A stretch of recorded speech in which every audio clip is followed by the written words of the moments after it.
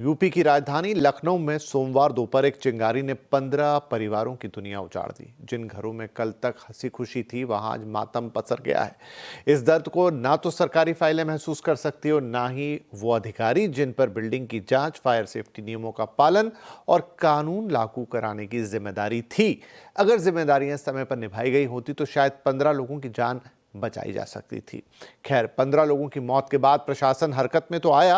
हादसे वाली बिल्डिंग को सील कर दिया गया है। मामले की जांच के लिए एसआईटी का गठन किया गया है, जिसे 7 दिन में रिपोर्ट सौंपने के आदेश हैं। घटनास्थल से सबूत जुटाने के लिए एफएसएल टीम ने जांच शुरू कर दी है।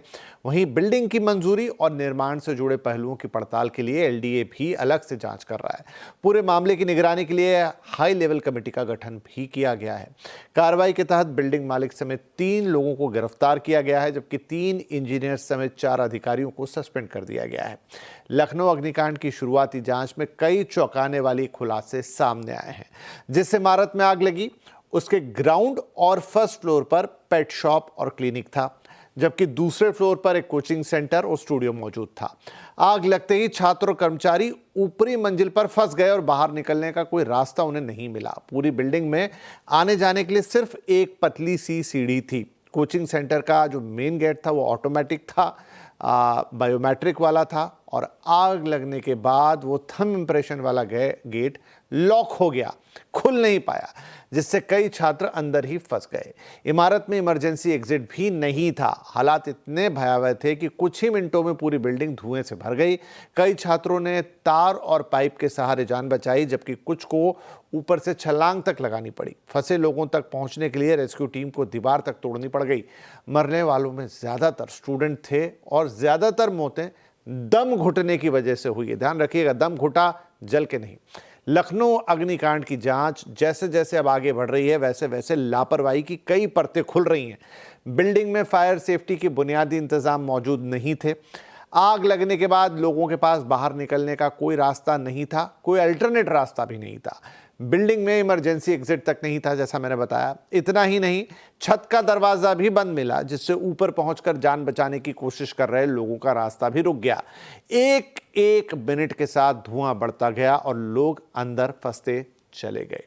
लखनऊ अग्निकांड की जांच में अब 10 साल पुरानी फाइलें भी सवालों के घेरे में आ गई है। जानकारी के मुताबिक साल 2016 में ही इस इमारत में अवैध निर्माण को पकड़ा था।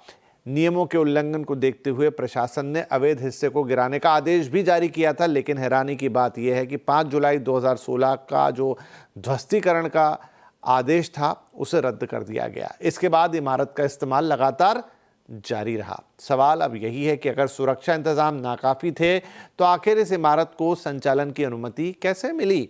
आखिर जिम्मेदार कौन है? सिर्फ बिल्डिंग मालिक या फिर वे सभी अधिकारी और विभाग जिनके कंधों पर पूरे सिस्टम को सुरक्षित रखने की जिम्मेदारी थी? लखनऊ का ये अग्निकांड एक बार फिर सरकारी व्यवस्था पर गंभीर सवाल खड़े कर रहा है। दिल्ली समेत देश के कई बड़े अग्निकांडों से सबक शायद नहीं सीखा जा रहा है, क्योंकि हर बार हादसे के बाद की कार्रवाई और जांच की कवायद शुरू होती है, वही 3-4-10 बातें, थोड़े दिन खबरों में सुर्खियां रहती हैं और फिर सब खत्म अगले अग्निकांड के इंतजार के लिए।